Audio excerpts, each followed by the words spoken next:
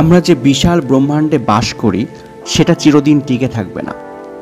আমাদের পৃথিবী, সূর্য, Milky Way Galaxy, এমনকি আমাদের ইউনিভার্স সব কিছু একদিন শেষ হয়ে যাবে।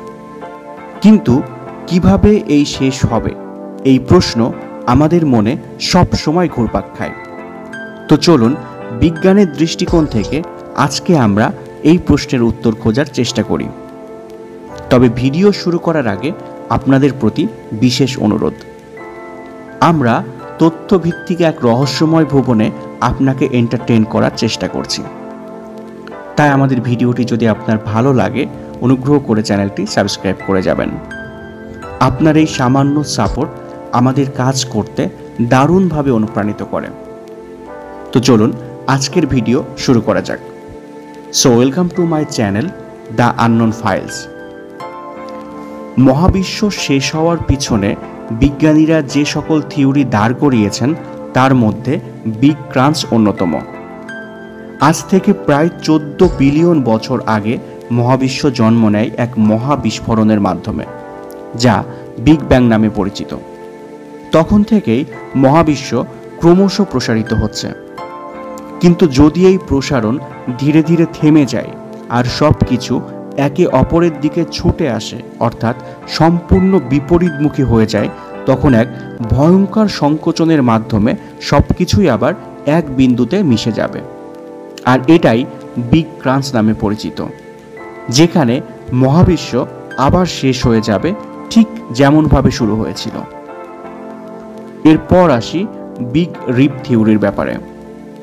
কিছু বিজ্ঞানী মনে করে মহাবিশ্ব কখনোই থামবে না, বরং প্রসারিত হতেই থাকবে।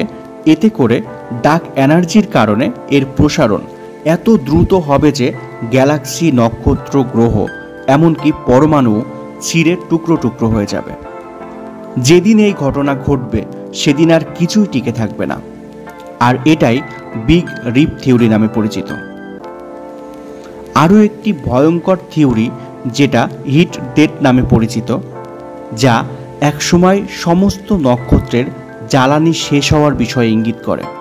অর্থাৎ একসময় নক্ষত্রের জ্বালানি শেষ হয়ে যাবে, আর কোনো আলো বা তাপ অবশিষ্ট থাকবে না।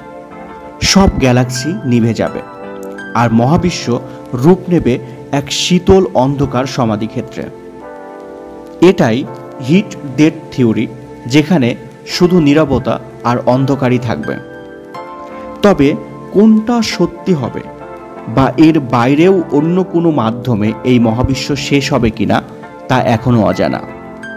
কিন্তু একদিন এই অসীম ব্রহ্মাণ্ড যে অদৃশ্য হয়ে যাবে, সেই ব্যাপারে সমস্ত বিজ্ঞানীরা একমত। তবে কিভাবে সেটা হবে, সেই রহস্য আজও আমাদের কল্পনার বাইরে। এই ব্যাপারে আপনার কি মনে হয়, নিচে কমেন্টসে জানান। সর্বোপরি সবাই ভালো থাকবেন, দ্য আননোন ফাইলসের সাথে থাকবেন।